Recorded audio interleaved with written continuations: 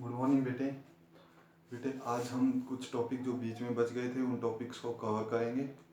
जैसे हमारा टॉपिक बचा था पहला, तो second law is the real law of motion.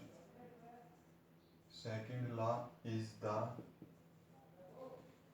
Real law of motion. Second law जो है वही रियल लॉ है। मीन्स सेकंड लॉ के अंदर फर्स्ट लॉ है, सेकंड लॉ के अंदर थर्ड लॉ है। ठीक है स्टूडेंट, तो पहले हम प्रूव करते हैं first law contained in the second law. First law contained in the second law। कि फर्स्ट लॉ जो है वो सेकंड लॉ के अंदर ही है। फर्स्ट लॉ जो है हमारा वो किस में है? सेकंड लॉ के अंदर ही है। तो बेटे देखो, सेकंड लॉ के according to second law, according to second law के अकॉर्डिंग फोर्स कितना होता है? Mass into acceleration.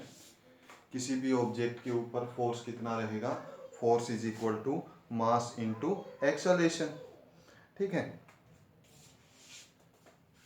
And in the absence of external force की एब्सेंस में, in the absence of external force कितना होगा? जीरो। तो बेटे मास तो जीरो नहीं होगा, तो क्या जीरो रहेगी? एक्सेलरेशन जीरो रहेगी। इन the absence of external force, अगर एक्सटर्नल फोर्स जीरो है तो बेटे मास तो जीरो होगा नहीं, तो क्या जीरो रहेगी? Acceleration zero. एक्सेलरेशन जीरो का मीनिंग आपको पता है। एक्सेलरेशन जीरो का मीनिंग ये है, या तो ऑब्जेक्ट रेस्ट में है, either object is at rest और इन यूनिफॉर्म मोशन। या तो ऑब्जेक्ट रेस्ट में है या किस में है बेटे? यूनिफॉर्म मोशन के अंदर है। ठीक है। तो हमारा फर्स्ट लॉ क्या था? कि जब तक एक ऑब्जेक्ट के ऊपर कोई फोर्स नहीं लगाएंगे, ऑब्जेक्ट रेस्ट में है तो रेस्ट में रहेगा, मोशन में है तो मोशन में रहेगा, और वो अपनी डायरेक्शन को अपने आप चेंज नहीं करेगा। कब तक? जब तक उसके ऊपर कोई भी एक्सटर्नल फोर्स नहीं लगेगा। तो यही तो है फर्स्ट लॉ। सेकंड लॉ से हमने प्रूव किया कि फर्स्ट लॉ जो है सेकंड लॉ के अंदर है। सेकंड लॉ क्या है? Force is equal to mass into acceleration. In the absence of external force के एब्सेंस में फोर्स जीरो होगा तो एक्सेलरेशन जीरो होगा। एक्सेलरेशन जीरो होने का मीनिंग क्या है? ऑब्जेक्ट रेस्ट में है, या फिर ये किस में रहेगा? यूनिफॉर्म मोशन में। तो हम यहाँ लिख सकते हैं अकॉर्डिंग टू दिस, इसके अकॉर्डिंग क्या बना? ये object at rest remains at rest and object in motion। अगर ऑब्जेक्ट मोशन में है, ऑब्जेक्ट इन यूनिफॉर्म मोशन,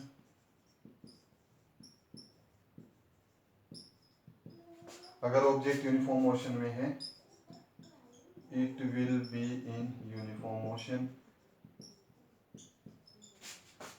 ये किस में रहेगा? यूनिफॉर्म मोशन में। Till external force is applied. कब तक बेटे? एक मिनट देखते हैं, क्लिप आपको दिखाई दे रहा है? Okay, very good. Till external force is applied. Till external force is applied. जब तक इसके ऊपर कोई एक्सटर्नल फोर्स नहीं लगेगा तब तक ऑब्जेक्ट रेस्ट में है तो रेस्ट में रहेगा, और मोशन में है तो किस में रहेगा बेटे? मोशन में रहेगा। क्लियर हो गया? तो यहां से ये क्या है? ये क्या है? ये फर्स्ट लॉ है। ये फर्स्ट लॉ ही तो है, या और कोई सा लॉ है? फर्स्ट लॉ है। तो hence we can say that this is first law. ये हमारा क्या है? First law. Hence we can say that, तो हम ये कह सकते हैं first law contained in second law। First law किसमें कंटेन है बेटे, सेकंड लॉ के अंदर है। क्लियर हुआ? सिंपल है बेटे, इसको नोट करो, तब तक इंक फिलअप करते हैं बेटे, screenshot low.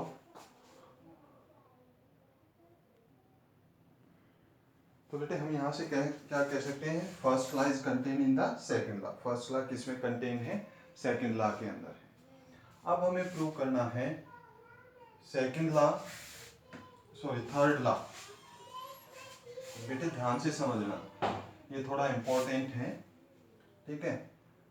Third law contain in the second law, B part, इसमें दो पार्ट बनेंगे हमारे।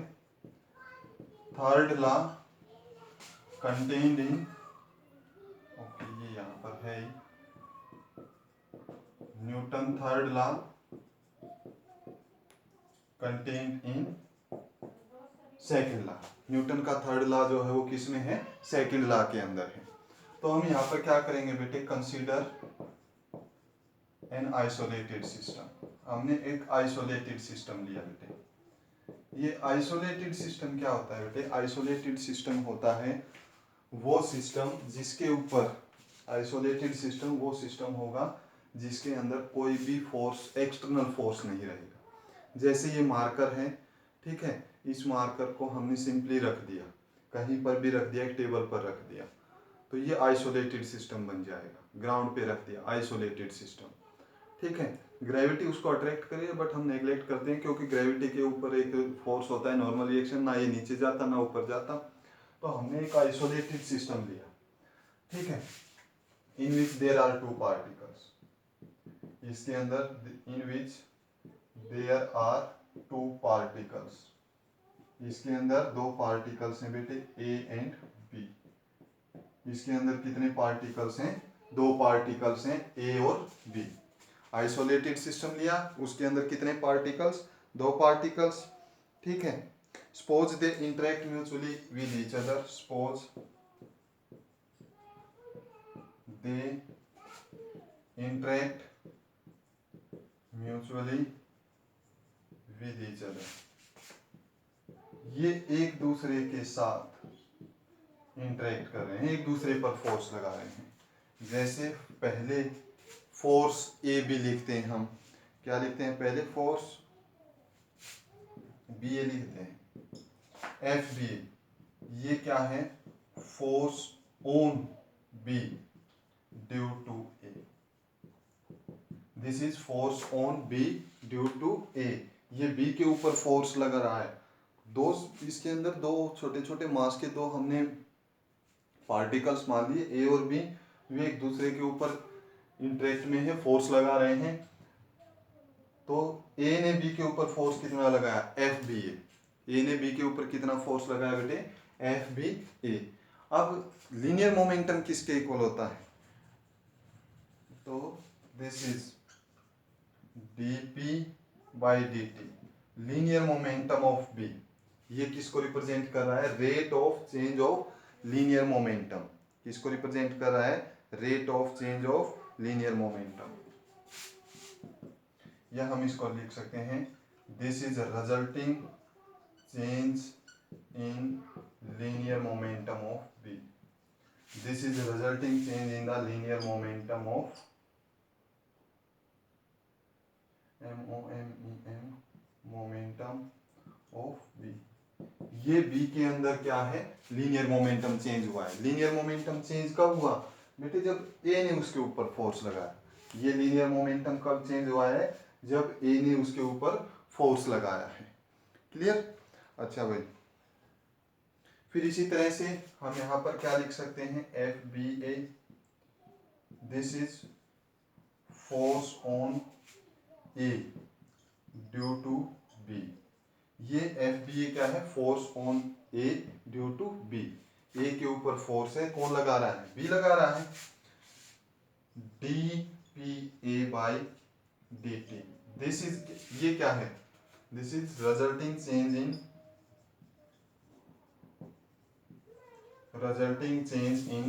Linear momentum of B, this is resulting change in linear momentum of A.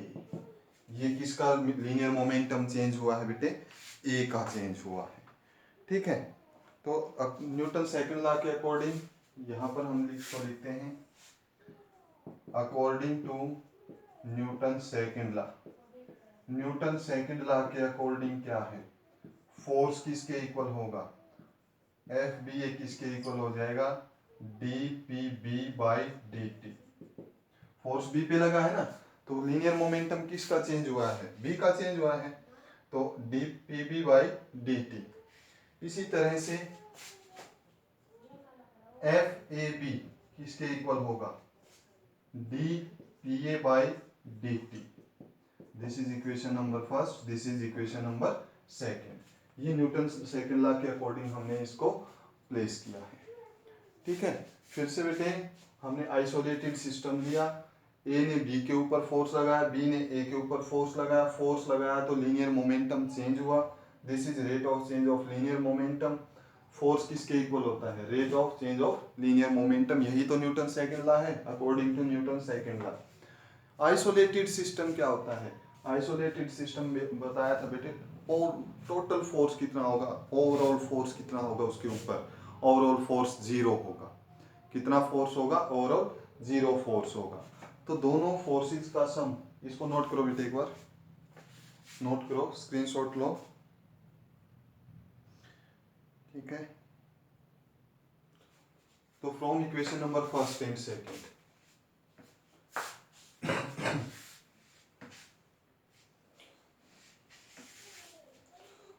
ये देखो,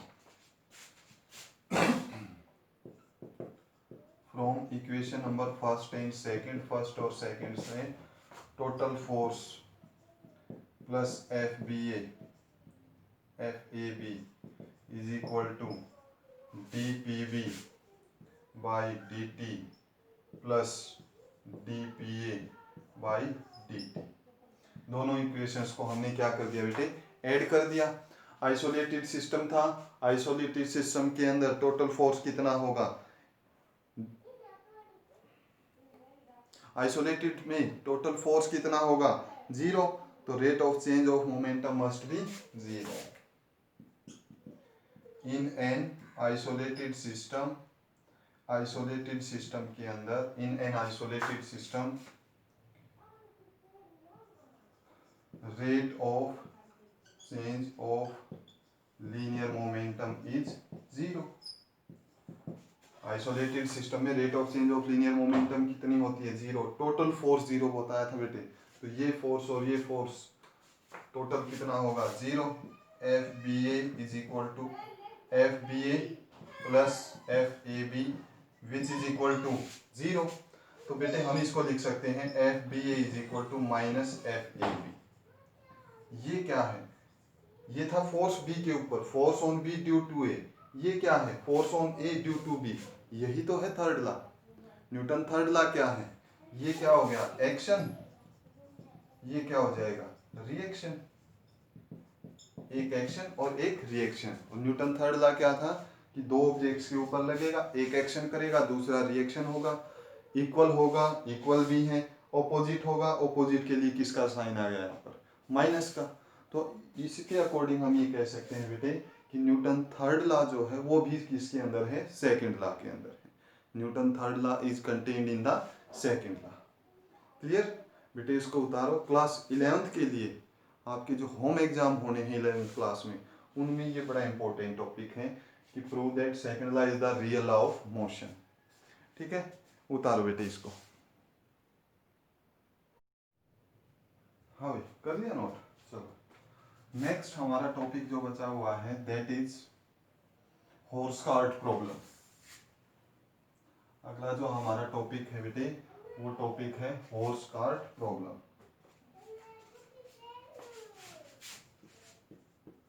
हॉर्सकार्ट प्रॉब्लम, यहाँ आपने कंप्लीट पढ़ा हुआ है बेटे, सिर्फ उसका रिवीजन ही होना है। एक नया कंसेप्ट यहाँ पर यूज होगा। देखो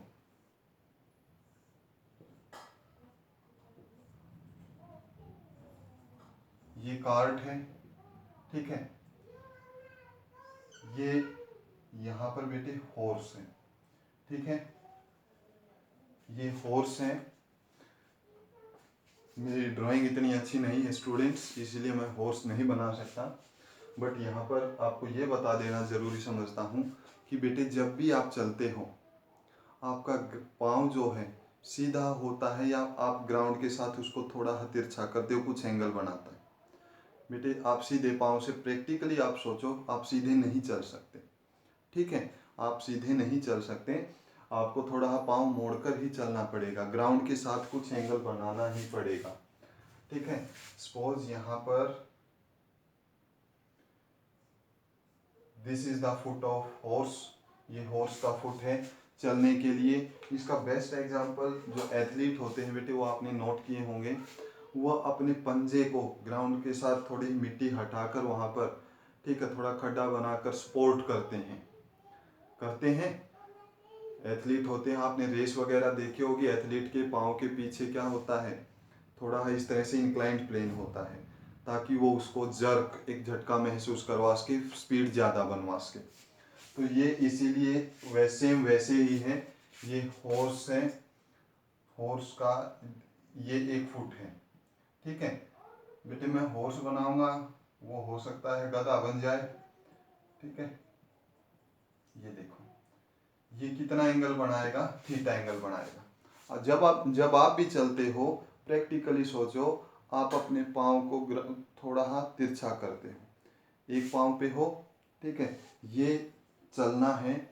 जब चलते हो तो बेटे ये देखो, ये जो पीछे वाला पैर है आपका, पीछे वाला पैर थोड़ा तिरछा है, पीछे वाला पैर थोड़ा हाथ तिरछा करके हमें चलना पड़ता है। तो ये मेकिंग एन एंगल थीटा, किसके साथ, हॉरिजॉन्टल के साथ कितना एंगल बन रहा है, थीटा। तो यहाँ पर बेटे इसके अगेंस्ट ये क्या हो जाएगा, दिस इज नॉर्मल रिएक्शन, ये क्या हो जाएगा हमारा नॉर्मल रिएक्शन। इधर अगर ये थीटा तो ये भी क्या हो जाएगा थीटा, ये क्या हो जाएगा आर कोस थीटा, इधर क्या हो जाएगा आर साइन थीटा, और बेटे नीचे क्या हो जाएगा M G. Suppose this is the mass, centre of mass, हम नेक्स्ट चैप्टर में पढ़ेंगे कि हॉर्स का कंप्लीट मास इस जगह पर है, ठीक है। ये सेंटर ऑफ मास है जो कि कितना फोर्स लगा रहा है अर्थ की तरफ, यहाँ पर ये कितना हो जाएगा mg हो जाएगा। क्लियर है, ओके। तो यहाँ पर बेटे जब ये हॉर्स इधर जा रहा है तो यहाँ फ्रिक्शन किधर होगा, this is direction of friction. ये रस्सी इस रस्सी से चलकर जा रहा है तो पॉइंट ऑफ कांटेक्ट से टेंशन इधर होगी, उतनी ही टेंशन इधर भी होगी बेटे। ये नीचे let capital M is mass of this cart and small m is mass of force, तो नीचे ऊपर ये क्या हो जाएगा नॉर्मल रिएक्शन। क्लियर है, फ्रिक्शन इधर हो जाएगा, टेंशन इधर हो जाएगी। तो बेटे यहाँ से आप ही सोचो थोड़ा, हाँ जब ये हॉर्स आगे चलेगा, जब हॉर्स को आगे चलना है तो इसमें हॉर्स के ऊपर दो फोर्स लगे हुए हैं, एक आर कोस थीटा, एक टेंशन, ना तो ऊपर जा रहा ना नीचे जा रहा, अप और डाउनवर्ड तो कैंसिल हो गए, ठीक है। तो हॉर्स को मूव करने के लिए आर कोस थीटा जो है ज्यादा होना चाहिए टेंशन से, बेटे तभी तो वो आगे जाएगा। R cos theta must be greater than tension, ठीक है। और अगर फॉर एक्सेलरेशन ए एक्सेलरेशन के लिए क्या होना चाहिए, R cos theta minus T is equal to M A, R cos theta minus T is equal to M A, ये ज्यादा होना चाहिए। फॉर मोशन ये थोड़ा बेटे यहाँ पर कैपिटल एम इंटू जी है, फॉर मोशन ऑफ हॉर्स के मोशन के लिए आर कोस थीटा जो है वो टी से बड़ा होना चाहिए। और एक्सेलरेशन अगर उसके अंदर आएगी तो let it is moving with A acceleration, तो इक्वेशन क्या बनेगी, आर कोस थीटा ज्यादा है किससे, टेंशन से, कितना मास इनटू एक्सेलरेशन। किया है हमने, बहुत बार किया है बेटे इसको, ठीक है, ओके। अब हम बनाते हैं कार्ट के लिए, फॉर मोशन ऑफ हॉर्स, यहाँ पर फॉर कार्ट के लिए कार्ट के लिए बेटे नॉर्मल mg, ये ना नीचे जा रहा कार्ट ना ऊपर जा रहा, जब ये इधर आएगा तो टी ज्यादा होना चाहिए। अच्छा ये कंप्लीट एक सिस्टम है, अगर ये एक हॉर्स ए एक्सेलरेशन से आगे जा रहा है तो कार्ट भी ए एक्सेलरेशन से ही जाएगी, ठीक है। तो टेंशन ज्यादा होनी चाहिए, किससे? फ्रिक्शन से, अदरवाइज ये मूव नहीं करेगा, ये आपको भी पता है। फ्रिक्शन का फोर्स अगर ज्यादा होगा तो ये इसको मूव नहीं करने देगा, तो टेंशन ज्यादा होनी चाहिए बेटे, किससे? फ्रिक्शन से। Tension must be greater than friction. और इक्वेशन अगर हम बनाएं तो इक्वेशन में क्या बनेगा? T must be greater than friction, कितना? Mass into acceleration. इसका मास कितना? m, mass into acceleration. T minus friction, tension minus friction must be equal to mass into acceleration. ये इक्वेशन हमने बेटे फर्स्ट मान ली, और ये इक्वेशन हमने कौन सी बना दी? सेकंड। दो इक्वेशन बनाई, इक्वेशन नंबर फर्स्ट और इक्वेशन नंबर सेकंड। तो बेटे यहां से फ्रॉम हमें एक्सेलरेशन निकालनी है, कुछ भी आप टेंशन निकाल सकते हो, एक्सेलरेशन निकाल सकते हो आप। तो adding equation number first and second, equation number first और सेकंड को हमने ऐड किया। जब ऐड करेंगे तो बेटे ये माइनस टी, ये प्लस टी, ये कैंसिल हो जाएगा। R cos theta minus friction, R cos theta minus friction is equal to mass of cart into acceleration plus mass of force into acceleration. तो यहां से R cos theta minus friction, friction किसके equal होता है बेटे? Mu R. Friction किसके equal हो जाएगा? म्यू आर के इक्वल आप यहां पर ले सकते हो। एम प्लस एम, ए कॉमन ले लिया। हमें एक्सेलरेशन निकालनी है, एक्सेलरेशन कितनी हो जाएगी? R cos theta minus friction divided by mass of cart plus mass of horse, mass of cart plus mass of horse, ठीक है। तो इस सिस्टम के अंदर हॉर्स कार्ट प्रॉब्लम के अंदर एक्सेलरेशन कितनी आएगी? R cos theta minus friction divided by mass of horse plus mass of cart, ठीक है। और बेटे आपको यहाँ पर एक्सेलरेशन पॉजिटिव कब होगी? एक्सेलरेशन पॉजिटिव कब होगी? R cos theta must be greater than friction. R cos theta किससे ज्यादा होना चाहिए? फ्रिक्शन से ज्यादा होना चाहिए। एक्सेलरेशन पॉजिटिव होगी मतलब ये आगे बढ़ेगा कब? जब आर कोस थीटा किससे ज्यादा हो बेटे? फ्रिक्शन से ज्यादा हो, तभी पॉजिटिव वैल्यू आएगी। और मोशन के लिए भी बेटे यहां से क्या कंक्लूजन निकला? फॉर मोशन के लिए, फॉर मोशन अगर कार्ट हॉर्स को चलना ही है, ठीक है, इस वेट को लेकर आगे ही जाना है, तो उसका जो आर कोस थीटा फोर्स है वो किससे ज्यादा होना चाहिए? फ्रिक्शन से ज्यादा होना चाहिए। आर कोस थीटा किससे ज्यादा होना चाहिए? फ्रिक्शन से ज्यादा। आया समझ में बेटे? ठीक है, एक टॉपिक और है, अब उसको और अभी रिवाइज करते हैं, आप इसको नोट करो।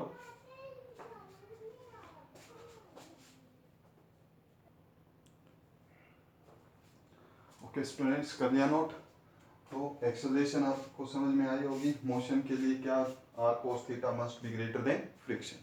आर कोस थीटा जो है फ्रिक्शन से बड़ा होना चाहिए बेटे, मोशन अगर आपको करवाना है हॉर्स कार्ट प्रॉब्लम में।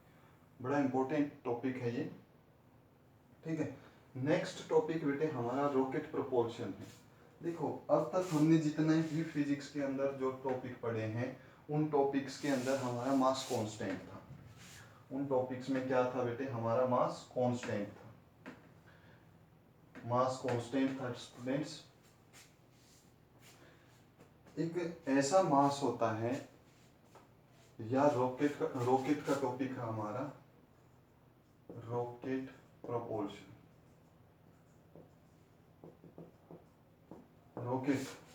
रॉकेट के इसके अंदर मोस्टली मास जो होता है वो फ्यूल का होता है। रॉकेट के अंदर मोस्टली मास किसका होता है बेटे? फ्यूल का मास होता है। तो एक मिनट रॉकेट प्रपोल्शन, ठीक है बेटे। तो इसके अंदर जो हम बात कर रहे थे, मोस्टली जो मास होता है वो किस फॉर्म में होता है, गैस की फॉर्म में होता है। मोस्टली मास गैस की फॉर्म में होता है और वो गैस बर्न होती है हाई टेम्परेचर प्रेशर के ऊपर और धुआं छोड़ती है। क्लियर है। और यहाँ पर ये सिचुएशन कैसी होती है, वेरिएबल मास, मास इसका कंटिन्यूअसली चेंज होता है, वेरिएबल मास सिचुएशन। बेटे शायद ये सिलेबस में से हटा दिया गया हो, ठीक है, शायद हमें ऐसा लग रहा है कि ये सिलेबस के अंदर नहीं है अब, तो फिर भी आप एक बार इसको ध्यान से देखना। 10 मिनट का टॉपिक है, कोई इतना ज़्यादा बड़ा टॉपिक नहीं है। तो यहाँ पर बेटे क्या बताया है, यहाँ पर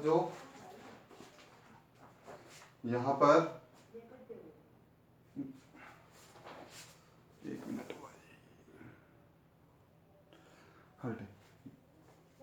सॉरी, मास कंटिन्यूसली चेंज होगा, फ्यूल जो है वो बर्न होगा, ठीक है। और ये किसको फॉलो करेगा, it follows law of conservation of linear moment. किसको फॉलो करेगा, it follows law of conservation of linear momentum. किस रूल को फॉलो करेगा ये, law of conservation of linear momentum. जो गैस नोजल से बाहर आती है, देखो ये रॉकेट बेटे कुछ इस तरह का रॉकेट होता है, ठीक है।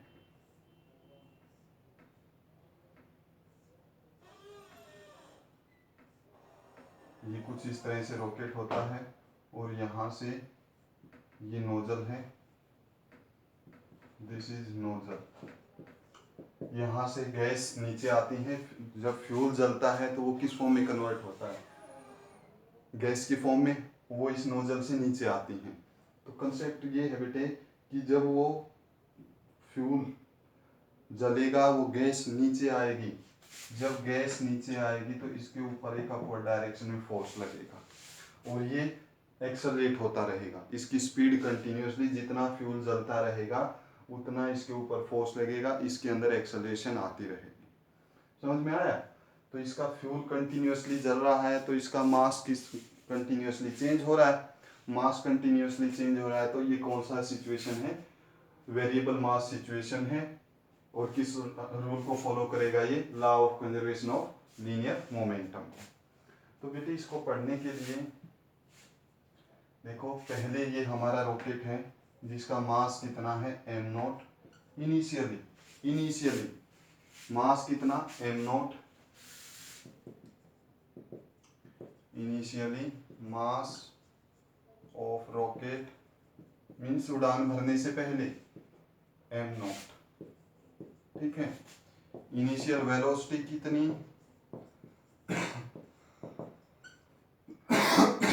Initial velocity of rocket which is equal to 0, v0 जो कि किसके इक्वल है 0, एट टाइम कितना है t is equal to 0, t is equal to 0 time के ऊपर ये सिचुएशन है, ठीक है। अब बेटे कुछ टाइम के बाद इसने उड़ना स्टार्ट किया, जब इसने उड़ना स्टार्ट किया तो बेटे पहले तो इस डायग्राम को बनाओ, आपको दूसरा डायग्राम बनाना पड़ेगा यहाँ पर सिचुएशन समझने के लिए। ये रॉकेट था, ठीक है,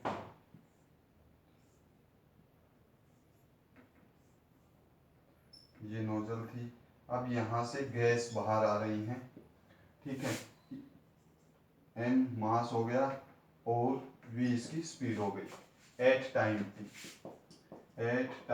t, कुछ टाइम के बाद ये आप पहले at time t is equal to 0 starting में, आफ्टर टाइम t टाइम के बाद मास ऑफ रॉकेट का मास कितना बेटे, रॉकेट का मास बच गया भाई m, ठीक है। Mass sorry velocity of rocket rocket के अंदर वेलोसिटी कितनी आ गई, v वेलोसिटी। जो पहले जीरो वेलोसिटी थी v नॉट थी, जो पहले मास m नॉट था मास of rocket plus total mass of fuel, fuel का टोटल का मास था स्टार्टिंग में जब ये अर्थ सरफेस के ऊपर था। कुछ टाइम टाइम के बाद जब इसने उड़ना स्टार्ट किया, कुछ सेकंड्स, कुछ मिनट, कुछ आवर्स के बाद, कुछ टाइम के बाद इसका मास कितना हो गया m, और वेलोसिटी कितनी होगी रॉकेट की, v वेलोसिटी होगी। ठीक है, फिर हम छोटा हम और टाइम लेते हैं।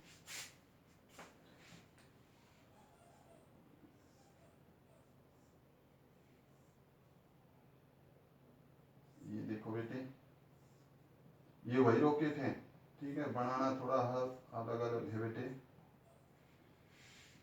आफ्टर टाइम dt, इस t के बाद time dt, after dt time, dt time के बाद टाइम कितना हो जाएगा, t प्लस dt। मतलब इसको उड़ान भरे हुए कितना टाइम हो जाएगा, t प्लस dt टाइम हो जाएगा। आफ्टर टाइम dt या आफ्टर dt टाइम, इसके अंदर जो मास है वो चेंज होगा। Let dm mass is reduced, dm mass क्या हो गया, हाँ बेटे, आफ्टर टाइम dt टाइम के बाद टाइम कितना हो जाएगा, t माइनस dt। ये देखो यहाँ पर after time dt, dm is reduced, dm क्या है बेटे, small decrease in the mass, dm is small decrease in the mass of rocket, in the mass of rocket. Rocket का मास कितना हो गया, dm, जो पहले m था, अब आफ्टर टाइम dt टाइम के बाद मास कितना हो जाएगा उसका, dm और कम हो गया, तो अब कितना मास बचेगा, dm डिक्रीज हो गया, तो अब कितना मास बचेगा, m minus dm। dv change in the velocity, change in the velocity, ये वेलोसिटी उसकी चेंज हुई। तो पहले v वेलोसिटी थी, तो अब कितनी वेलोसिटी हो जाएगी, बढ़ जाएगी बेटे, मास कम होगा, उसकी वेलोसिटी क्या हो जाएगी, बढ़ जाएगी। तो dv is the change in velocity. भाई t टाइम पर वेलोसिटी कितनी थी v, dt टाइम में वेलोसिटी dv और बढ़ गई, तो टोटल वेलोसिटी कितनी हो जाएगी, ठीक है,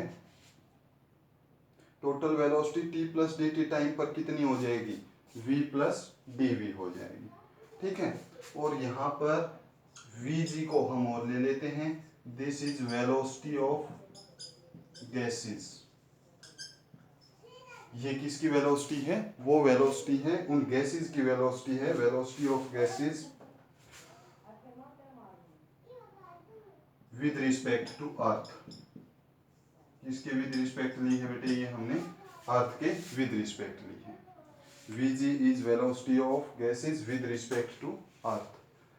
फिर से बेटे, पहले mass m naught, velocity v naught, t time गुजरने के बाद मास कितना हो गया m, वेलोसिटी कितनी हो गई v। थोड़ा टाइम, जैसे ये था 8 o'clock, ये किस पर था 9 o'clock, ये 9 o'clock 1 मिनट के ऊपर, थोड़ा टाइम और चेंज हुआ, थोड़ा टाइम चेंज हुआ, ठीक है। इस dt टाइम में कितना मास कम हो गया, dm, बट मास कम हुआ है तो वेलोसिटी भी चेंज होगी। ये तो मास कम हो गया, ये वेलोसिटी क्या हो गई, इंक्रीज हो गई। और यहाँ पर जो वेलोसिटी ऑफ गैस, गैस की वेलोसिटी कितनी ले ली हमने, vg ले ली। क्लियर है बेटे, पहले इसका स्क्रीनशॉट लो आप। हाँ बेटे, तो यहाँ पर ये कर दिया नोट। अब यहाँ पर हम अप्लाई करते हैं law of principle of conservation of linear momentum. मैं इधर इसमें अप्लाई कर रहा हूँ बेटे,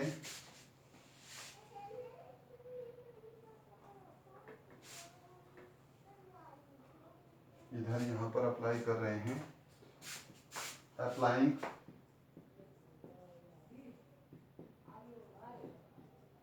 law of conservation of linear momentum.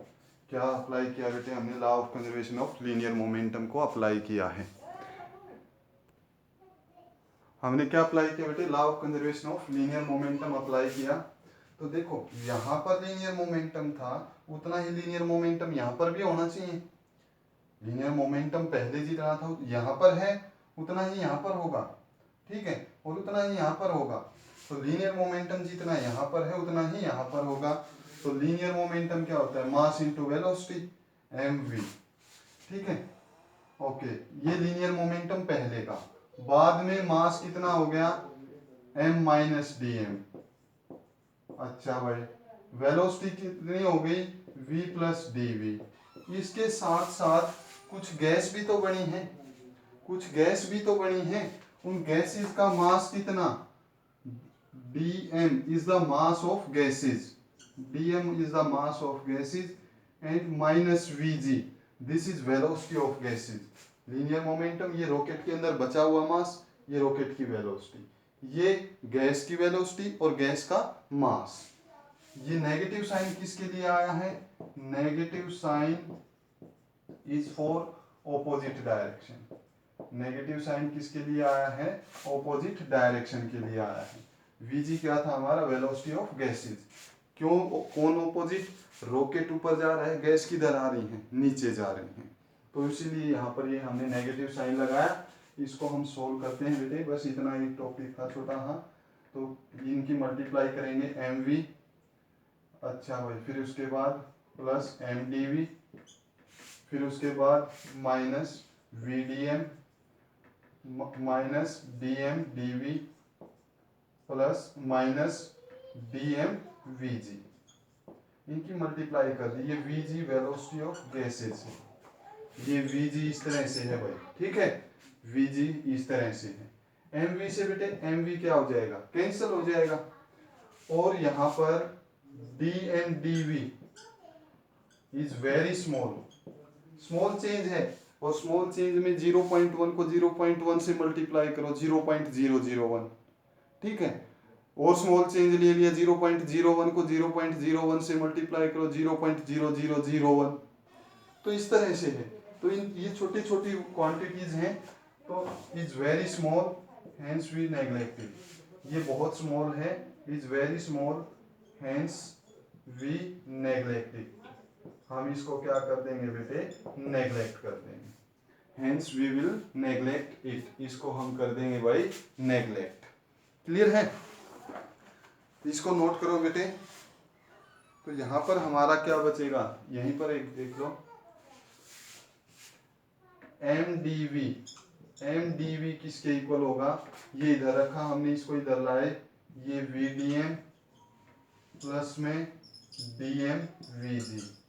तो mdv is equal to dm common ले लिया, v प्लस vg। क्लियर है? इसको करो बेटे एक बार नोट। हाँ भाई, हो गया। चलो मैं इधर का इसको जो कर रहा हूँ। तो mdv is equal to dm into v plus vg।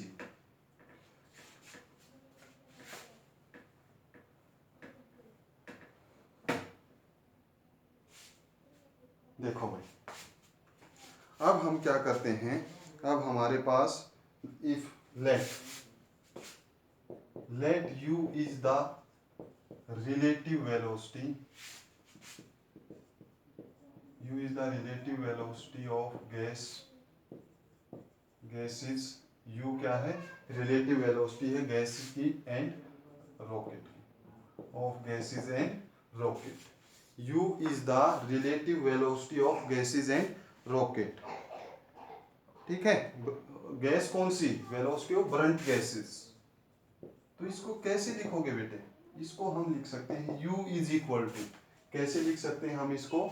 u, ये u मान लिया हमने, इस कंप्लीट को u माना है। तो बेटे आपको पता हो, रिलेटिव वेलोसिटी हमने एक चैप्टर में की थी, ए और बी की रिलेटिव वेलोसिटी निकालनी है। तो relative velocity of A B का क्या फार्मूला था? दोनों को सब्ट्रैक्ट कर देते थे अगर ऑपोजिट डायरेक्शन होती थी तो, ठीक है। तो यहाँ पर रिलेटिव वेलोसिटी का हमारा क्या फार्मूला रहेगा? Velocity of gases, velocity of brunt gases with respect to earth minus velocity of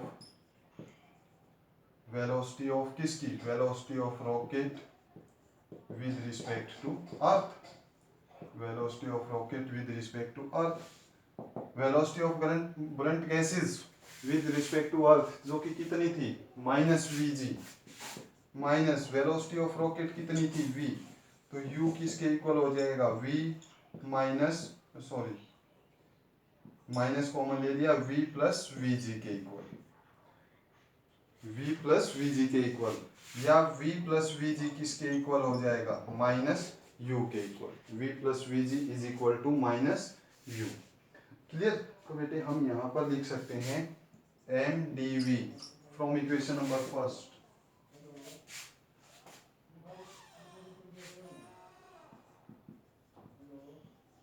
from equation number first, mdv is equal to dm minus u, mdv किसके इक्वल हो जाएगा माइनस dm इंटू u के equal हो जाएगा। Clear है। इसको एक बार note करो स्टूडेंट्स, फिर स्क्रीनशॉट लो। हाँ भाई, तो इस इक्वेशन को हम अब क्या बना दें, सिंपल है बेटे, लास्ट स्टेप 2-3 बचे हुए हैं बस इसमें। तो इसको हम लिख सकते हैं dv इज इक्वल टू, ये इधर आ जाएगा minus u dm by m, ठीक है। इंटीग्रेट कर देते हैं क्योंकि मल्टीप्लाई में d आए तो क्या होता है integration, integrating dv, velocity v naught से कहाँ तक v तक हो सकती है, is equal to minus u constant in mass, किस इंटीग्रेशन किसका, मास का, मास m नॉट से m तक होगा, ये हो जाएगा dm बाई m। dv का इंटीग्रेशन बेटे बहुत बार कर चुके v नॉट। इसी तरह ये एक स्पेशल केस है बेटे, logarithm of m, 1 by m की पावर माइनस 1, इसको हम देखते हैं 1 बाई, देखो 1 ओवर m है dm, इसको हम लिख सकते हैं m की पावर माइनस 1 dm। तो इंटीग्रेशन में बेटे पावर में 1 ऐड होता है और जो पावर बनी उसी से डिवाइड होता है, ये हो जाएगा m की पावर 0 बाई 0 जो कि इंफिनिटी। तो ये ऐसे नहीं होगा बेटे, ये एक स्पेशल केस है, अगर पावर माइनस 1 है तो उसका इंटीग्रेशन लॉगरिथम बनेगा, logarithm of m, upper limit कितनी m, लोअर लिमिट कितनी m नॉट। क्लियर है। यहाँ पर हमने इसका इंटीग्रेशन किया बेटे, इसको इस तरह से वैल्यूज पुट करेंगे, वैल्यूज पुट करेंगे तो ये हो जाएगा हमारा v माइनस वी नॉट, एक बार अपर लिमिट पुट करेंगे, माइनस v की जगह पर एक बार लोअर लिमिट, इसी तरह से minus u as it is रखते हैं, log m की जगह पर upper limit m minus log as it is, lower limit m की जगह पर क्या पुट कर देंगे हम m नॉट पुट कर देंगे। क्लियर है बेटे। v नॉट कितना था, v नॉट 0 था, v नॉट स्टार्टिंग में आपने देखो स्टार्टिंग वेलोसिटी कितनी थी 0, तो ये हो जाएगा v is equal to minus u logarithm of m minus logarithm of m naught. Clear है। करो बेटे, इसको इस साइड को मिटा दे।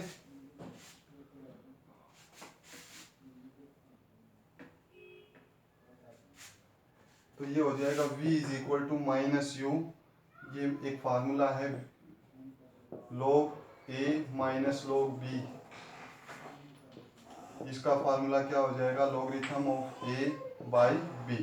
तो इस फार्मूले को हम यूज करते हैं, v is equal to minus u logarithm of m minus m by m naught, logarithm of m by m naught, और ये m नॉट इस तरह से है ये, ठीक है, छोटा साइन है नीचे। तो इसमें माइनस का साइन हटाने के लिए हम क्या कर सकते हैं, v is equal to logarithm of m naught by m, v is equal to u logarithm of m naught by m। Clear हो गया बेटे, ठीक है। तो this is the velocity acquired by the rocket. Rocket की इतनी velocity बनेगी, ठीक है।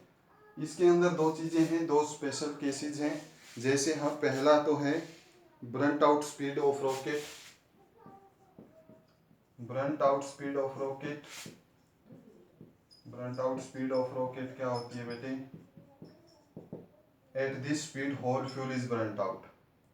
एट दिस स्पीड, इस स्पीड के ऊपर whole fuel is burnt out, पूरा का पूरा फ्यूल जो है वो जल चुका है। तो ये वेलोसिटी कितनी बनेगी? v is equal to U logarithm of M naught by M, logarithm of M naught by M. Clear है? और बेटे इसको नोट करो। नेक्स्ट हमें इसके अंदर लास्ट छोटा डेरिवेशन निकालना है, अब थ्रस्ट ऑफ द रॉकेट। पहले इसको नोट करो आप।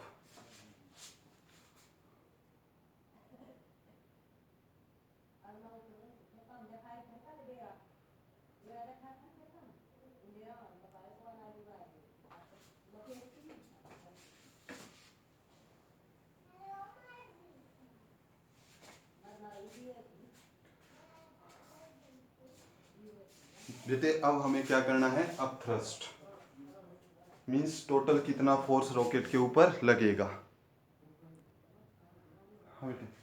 तो अब हम करते हैं अब थ्रस्ट ऑफ रॉकेट। अब थ्रस्ट मींस रॉकेट के ऊपर कितना फोर्स लगा। अब थ्रस्ट मीन बेटे रॉकेट के ऊपर टोटल कितना फोर्स लगा। अब थ्रस्ट कैलकुलेट करने के लिए हम वही इक्वेशन यूज करते हैं बेटे। कौन सी इक्वेशन हम यूज करेंगे? हमारे पास थी M D V minus is equal to minus U D M, M D V minus U D M. तो बेटे यहां से divide both side by T, divide both sides by T, D T, D T से divide कर दिया हमने M D V by D T, D M by D T. D V by D T rate of change of velocity is acceleration, M A is equal to minus U D M by D T. M A क्या? Force is equal to minus U D M by D T. This is the upthrust. Upthrust means rocket के ऊपर total कितना force students लग रहा है। Clear? तो बेटे बीच में हमारे ये टॉपिक बचे हुए थे, शायद आप रॉकेट को हो सकता है सिलेबस में ना हो, एक बार रिवाइज करो, ठीक है। इतना इम्पोर्टेंट टॉपिक नहीं है बेटे, आप कहीं ये ना कह दो कि हमारा ये टॉपिक बचा हुआ इसीलिए इसको करवाया था। But Newton second law is the real law of motion and horse and cart problem, both are important. उन दोनों को आपको करना है बेटे। Thank you students, have a nice day. और अपनी सेहत का ध्यान जरूर रखो बेटे, ठीक है। मौसम बदल रहा है, हर कोई खांसी बीमार बेटे, कहीं कोविड वगैरह ना हो जाए, ध्यान से रहा करो, ठीक है। और अपना होमवर्क रेगुलरली करो। Thank you students.